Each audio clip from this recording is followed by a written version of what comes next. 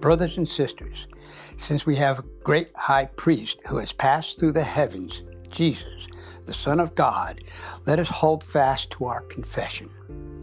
For we do not have a high priest who is unable to sympathize with our weakness, but one who has similarly been tested in every way, yet without sin. So let us confidently approach the throne of grace to receive mercy and find grace for timely help. In the days when Christ was in flesh, he offered prayers and supplications with loud cries and tears to the one who was able to save him from death. And he was heard because of his reverence. Son though he was, he learned obedience from what he suffered. And when he was made perfect, he became the source of eternal salvation for all who obey him. Whew, it says a lot. First of all, it's stating that God, through his Son, Jesus Christ, humbled himself to the point of becoming a sinner, just like you and me. Why is that? So as he could appreciate and experience and reflect and sympathize and cry with us, as well as join in joy and supplication with us to the Father, God Almighty. He was obedient unto death. How many of us ever would say, oh, wait a minute, don't put that man in prison, I'll go instead. Don't put that man in the electric chair. That's my job. I'll do it for him because I love him so much. Christ did that for us. Christ gave up his life, everything. He was tempted by the devil to turn rocks into bread. He was tempted by the devil to have all nations kneel to his command. He was tempted by the devil to throw himself down in hopes that God would save him. All lies. Lies and temptations. Why is it that God, in his humanity, knew enough to say no to the devil, to those temptations, those which we fall guilty of? God gave up everything for us. My reflection today, all I would really and truly from the bottom of my heart, and how I see it in time, and I pray over and over and over again. And I have my doubts as to whether they're heard at times myself. However, I stick by our confession here.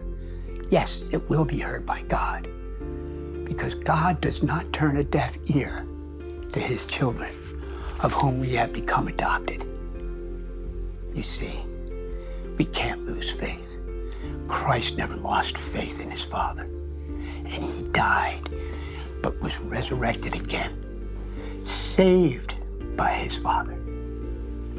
Please, ladies and gentlemen, let this be the time that we all give up all earthly temptations, gratifications, jealousies, wants, material things, and turn all that energy to deep soul searching and total loyalty, for lack of a better word right now, to God our Father, as did Jesus. And with that, I am convinced that if that's what we focus on constantly, as we've been asked to do, we will all be received in heaven. Wow, think of that. No more taxes, no more doctor's bills. You know, really, I make light of it, but how great would that be? No more COVID, no more wars. Let's go to heaven. Let's follow Jesus. Shall we? Thank you very much for listening. Have a good day.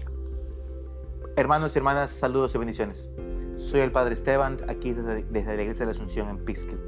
Recordarles que hoy es Viernes Santo, día de ayuno y abstinencia, día en que tenemos que comer un poquito menos y recuerden que no comemos carne.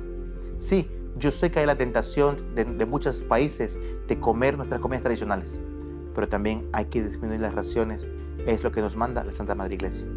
En la oración inicial de hoy por la tarde leeremos estas palabras. Señor Dios, que por la pasión de nuestro Señor Jesucristo nos libraste de la muerte heredada del antiguo pecado, concédenos asemejarnos a tu Hijo y haz que así, como naturalmente llevamos en nosotros la imagen del hombre terreno, por la gracia de la santificación, llevemos también la imagen del hombre celestial. Por Jesucristo nuestro Señor. Amén. Nuestra vida se resume en este día. Somos pecadores y esa es la clave de la salvación. Reconocer que hemos fallado, reconocer que hemos fracasado, reconocer que sin Cristo no somos nada. Estamos en el Viernes Santo, en cuando Cristo sube a la cruz para decirnos, Hijo mío, yo te espero con los brazos abiertos. ¿No creen ustedes que es el momento de volver al Señor? ¿No es este el momento en que tenemos que resucitar con Cristo?